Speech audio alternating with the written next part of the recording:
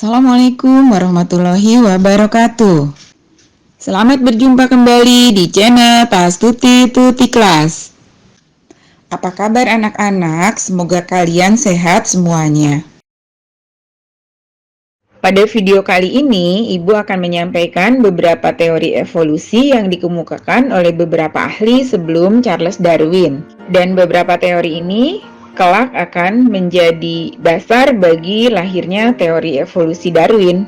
Teori pertama dikemukakan oleh Aristoteles yang hidup pada tahun 384 sampai 322 sebelum Masehi. Menurut Aristoteles, spesies memiliki bentuk yang tetap dan tidak pernah mengalami perubahan. Dan teori ini tentu bertentangan dengan teori evolusi Darwin.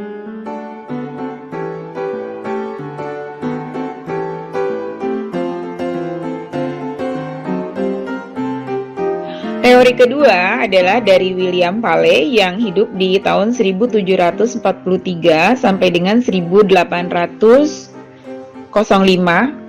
Dalam bukunya Natural Theology disampaikan bahwa kompleksitas tubuh makhluk hidup merupakan bukti kerja Sang Maha Pencipta. Makhluk hidup diciptakan secara serentak yang mengalami perubahan.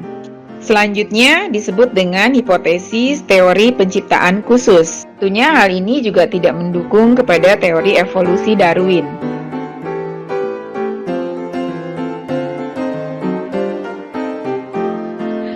Teori berikutnya adalah dari George Louis Leclerc yang hidup di tahun 1707 sampai dengan 1788.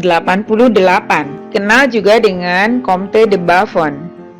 Buffon adalah seorang dokter zoologi dari Prancis. Menurutnya, makhluk hidup berubah sepanjang waktu. Misalnya, bila ada organ tubuh yang tidak digunakan sehingga mengalami degenerasi. Dan pendapat yang lainnya, spesies yang mirip satu sama yang lain memiliki nenek moyang yang sama. Manusia dan kera berkerabat dekat, bahkan manusia dianggap berasal dari kera. Manusia mengalami degenerasi. Ini dituangkan dalam bukunya Natural History.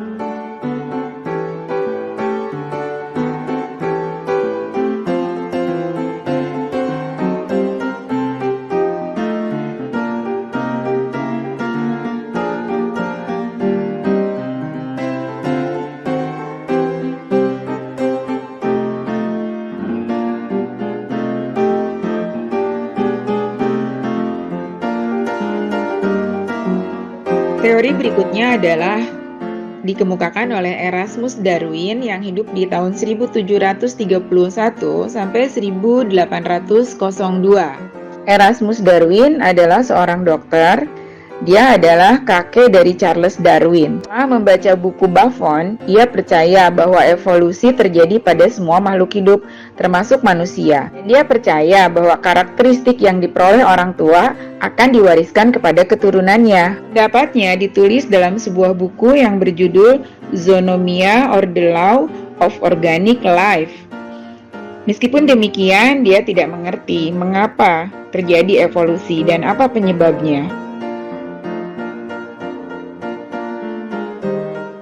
Selanjutnya adalah Jean-Baptiste de Monnet de Lamarck yang hidup di tahun 1744 sampai dengan 1829. Lamarck adalah seorang Prancis. Namun teorinya mengenai evolusi seluruhnya disinyalir tidak benar. Dia berpendapat bahwa mikroorganisme muncul secara spontan dari bahan-bahan yang tidak hidup. Kemudian berevolusi menjadi bentuk-bentuk yang lebih kompleks. Lamarck menduga bahwa produk akhir evolusi adalah manusia. Dalam bukunya Filosofi Zoologico, Lamarck menyampaikan bahwa organ tubuh yang digunakan melalui suatu cara, organ tersebut akan berubah sepanjang hidupnya. Perubahan tersebut akan diwariskan kepada keturunannya.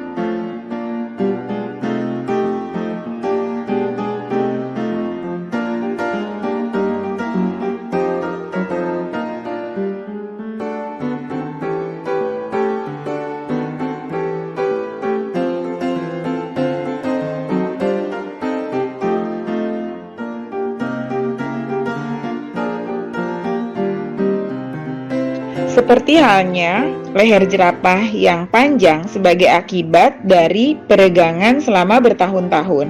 Jerapah menarik lehernya untuk mencapai daun-daun pada puncak pohon, sehingga leher itu tumbuh memanjang. Demikian pendapat Lamarck.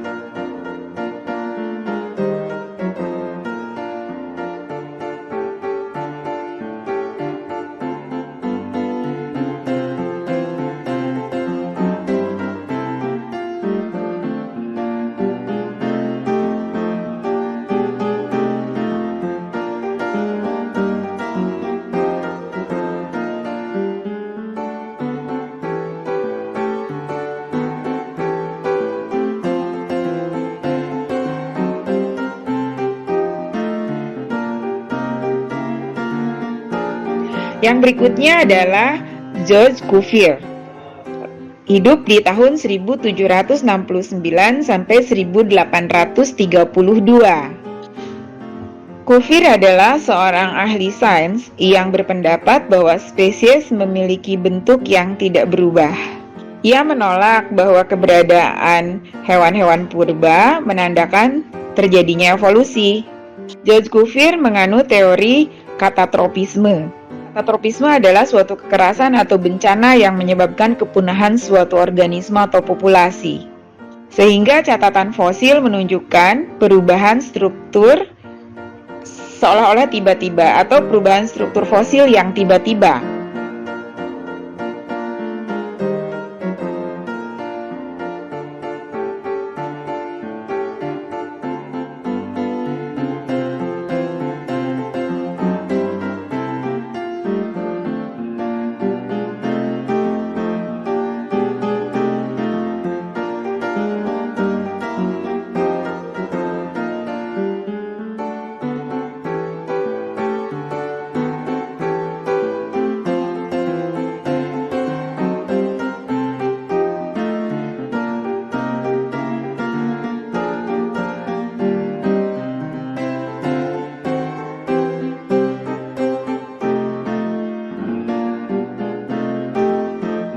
Kemudian ada Charles Lee yang hidup di tahun 1797 sampai 1875.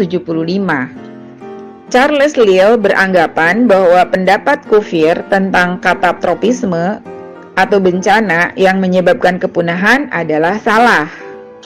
Lee sendiri mengemukakan teori uniformitarianisme. Perubahan-perubahan pada permukaan bumi disebabkan oleh kekuatan alami yang telah mengubah bumi di masa lalu dan tetap bekerja sampai saat ini. Demikian teori-teori diungkapkan sebelum adanya teori evolusi Darwin. Teori sebelumnya ada yang mendukung dan ada pula yang bertentangan dengan teori evolusi Darwin.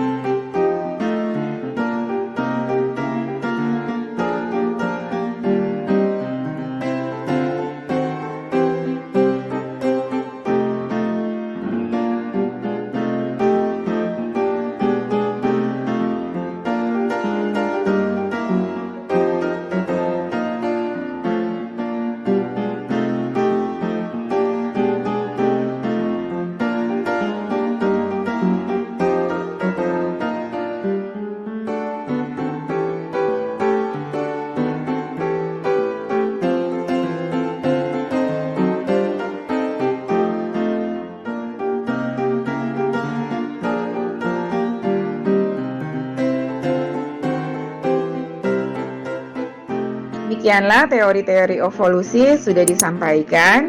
Semoga bermanfaat. Jangan lupa like, share, dan subscribe.